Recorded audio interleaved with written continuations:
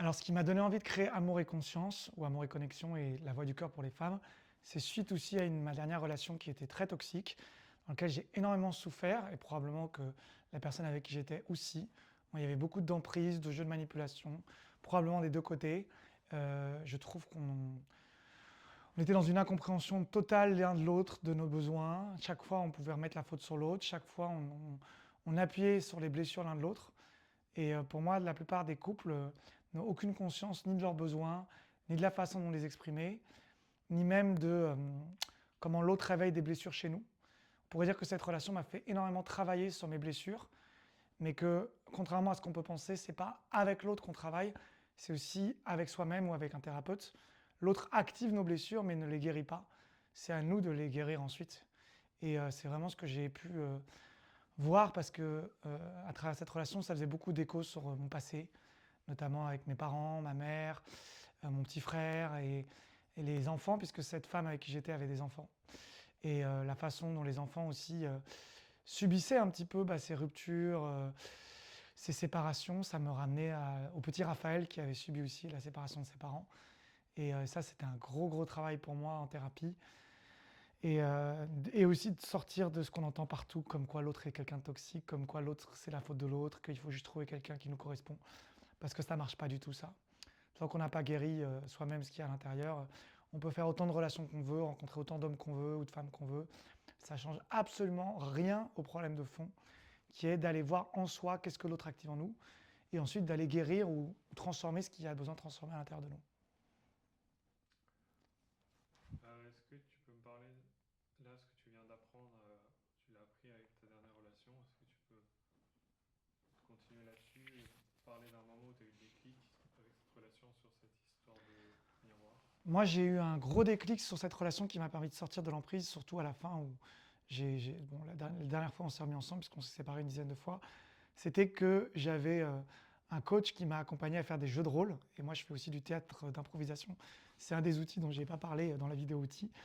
Et il m'a permis de jouer, parce que je faisais du stand-up à l'époque, les personnages que je jouais, puisqu'on joue toujours un personnage, dans la relation avec mon ex. Et je jouais notamment des personnages du beau-père idéal qui s'occupe bien des enfants, parce que ça me valorisait beaucoup dans mon ego de me dire que je m'occupais des enfants mieux que les pères, ou que j'étais moins un bon père, même si j'étais pas leur père.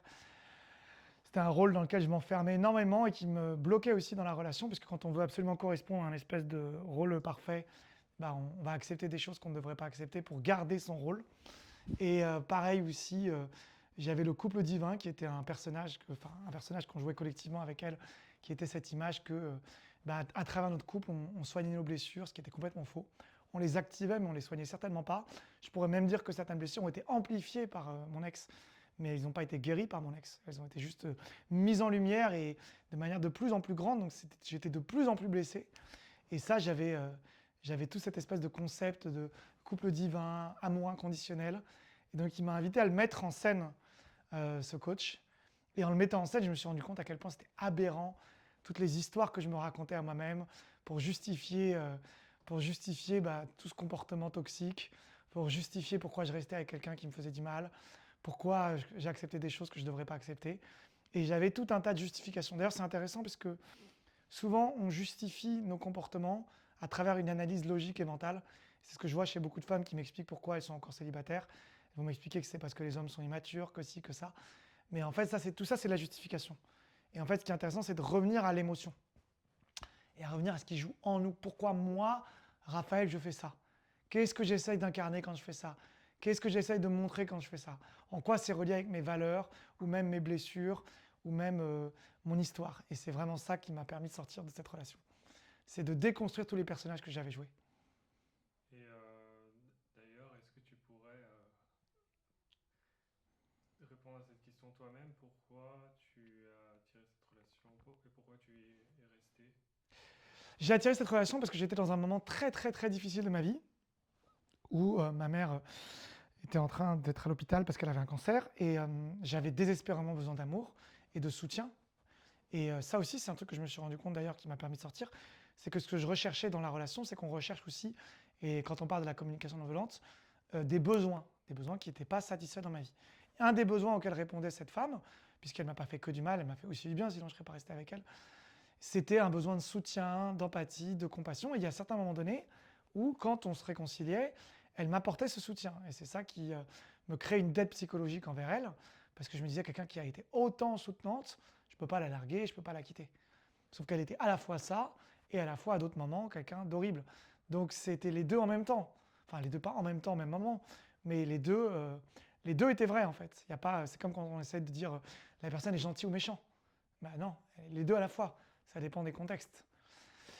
Et donc, ben voilà, c'est ça que j'ai cherché avec elle. C'était aussi, elle correspond à une espèce d'idéal.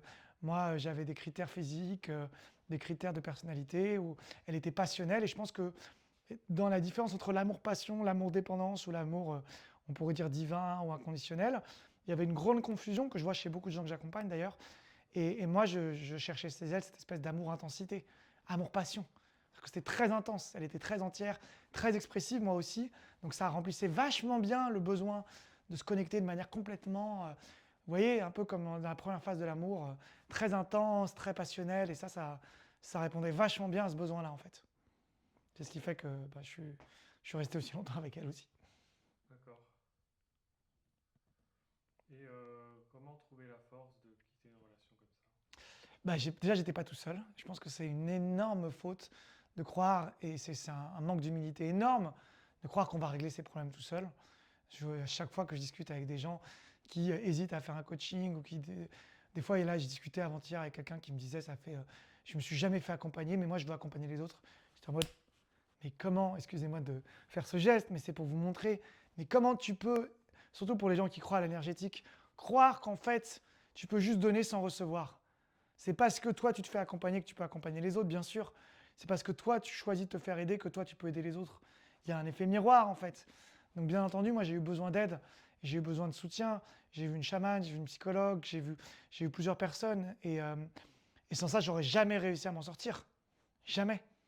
J'étais complètement enfermé dans mes pensées. On n'est jamais objectif sur soi-même. J'étais complètement enfermé dans mes façons de penser. Donc c'est vraiment le soutien énorme de plusieurs personnes, et surtout pendant un temps qui n'est pas juste une séance, ou comme on voit certaines personnes qui cherchent l'effet miracle, la pilule magique, un peu comme dans Matrix, là, en une séance, on va tout guérir, on va tout régler. Ou donne-moi un petit conseil pour régler comment sortir de ma relation. C'est pas comme ça que ça se passe. Donc moi, j'ai dû faire un énorme travail sur moi, de voir quelles étaient les illusions, les projections que je faisais sur elle, les fantasmes que j'avais par rapport à ça. Je ne parle pas de fantasmes sexuels, je parle de fantasmes du couple divin, de moi étant le sauveur, moi étant le... Et c'est en déconstruisant tout ça que j'ai pu sortir. Ça m'a pris du temps. Ça m'a pris énormément de temps. Et si tu devais mourir demain Mhm. et que tu as un message à faire passer aux femmes aujourd'hui, ce serait quoi? Ce que j'aurais à faire passer comme message déjà, et ça, c'est ce que j'arrête pas de le répéter, c'est très important, c'est que si vous avez des hommes qui commencent à construire et qui se barrent, si vous avez des mecs qui veulent juste du sexe avec vous, qui veulent pas construire, si vous avez des hommes qui vous manipulent selon vous, vous font du mal, etc., bien sûr que vous pourriez vous dire c'est pas les bons hommes, ou ces hommes-là doivent changer, mais le seul travail à faire, et c'est le seul et unique travail qu'il y a à faire, c'est sur vous-même, et sur ça je peux vous aider. Et le vrai travail, il n'est pas comment changer les autres, ou pourquoi les autres ont été méchants, ou d'essayer de prouver dans un sentiment de justice que c'est pas vous qui avez fait du mal, c'est l'autre, de vous mettre dans une position de victimaire. S'il vous plaît, la position de victime ne vous sert à rien. On a l'impression que quand on dit je suis une victime, du coup on est forcément dans le camp des gentils, on est forcément la personne qui mérite d'être soutenue. Ça ne vous sert à rien. Bien sûr que la vie est faite de plein d'injustices, bien sûr qu'il y a plein de choses très très injustes qui vous sont arrivées. Et une fois qu'on a reconnu ça, mais c'est vous qui devez le reconnaître pour vous-même, ça ne change rien. Et si vous ne travaillez pas ensuite pour vous évoluer, vous mieux choisir les personnes qui vous correspondent, vous ouvrir aux bonnes personnes, parce que paradoxalement à ça, des fois vous tombez sur les bonnes personnes, mais votre système d'attraction et d'attirance, et ça on parlera ensemble, si vous voulez qu'on fasse un échange ensemble sur l'audit gratuit, est mal calibré. Il est mal calibré parce que votre système nerveux est mal calibré, parce que vous avez eu un passé, une enfance, une éducation, des traumatismes qui font qu'aujourd'hui, vous allez chercher à guérir vos blessures à travers des relations toxiques. Et il y a plusieurs façons de vivre avec ces blessures. Soit vous les sublimez, c'est-à-dire que vous faites j'en vois qui me disent du théâtre, de la danse, mais ça ne guérit absolument rien. Soit vous allez en fait les refouler, c'est-à-dire vous dire j'ai pas de problème, et puis le temps va passer, puis je vois des femmes qui terminent seules avec un chat ou un chien à 40 ans ou plus, parce qu'en fait la vérité c'est qu'elles sont résignées. Elles ont juste commencé à croire que tous les hommes étaient des cons, et donc elles apprennent à vivre seules. Mais ça n'a rien guéri, ça. C'est juste une façon d'éviter le problème. C'est-à-dire c'est une façon de mettre le problème en déni, fuite ou évitement, quoi. Je ne veux plus entendre parler des hommes. Ça ne règle pas le problème, hein. Soit, en fait, on va essayer de refouler. C'est-à-dire que vous allez revivre en permanence des relations toxiques. Ah, mais tous les hommes que j'attire sont trucs. Tous les hommes qui sont bien sont déjà en couple. Mais non, mais c'est vous, en fait, qui êtes mal calibré. Il y a le focus, le système d'activation réticulien. Où est-ce que vous mettez votre focus? Votre focus, il est calibré par rapport à votre système nerveux, votre inconscient. Arrêtez de vous faire croire que vous maîtrisez votre vie. 95% de nos pensées au plus, c'est l'inconscient. Donc, à quel moment vous mentez à vous-même en vous faisant croire que vous avez le contrôle de votre vie? C'est un mensonge. On est complètement programmé sur des systèmes automatiques. Et donc, la quatrième étape, et c'est celle que je souhaite faire avec vous si vous me faites confiance, c'est guérir. Et c'est là où on va vraiment pouvoir recalibrer le système nerveux. Il faut environ 3 mois minimum pour changer son système nerveux. Ce n'est pas une prise de conscience qui va changer votre système nerveux. Comprendre ne guérit rien. Même si vous avez tout compris ce que j'ai dit, ça ne va pas vous soigner, ça ne va pas changer quoi que ce soit dans vos relations. C'est comme quelqu'un qui aurait peur des araignées ou peur du vide. Tant qu'il n'est pas proche d'un précipice, tout va bien. Et puis dès qu'il est proche d'un précipice, les insécurités remontent. Je vous conseille d'ailleurs de regarder la théorie polyvagale, la théorie d'attachement. Si vous avez un attachement en insécurité, il faut travailler sur le système nerveux, l'inconscient et le corps. Et ça ne se travaille pas avec la réflexion. Arrêtez les analyses sans fin, arrêtez de répéter à tout le monde votre histoire 1 million de fois.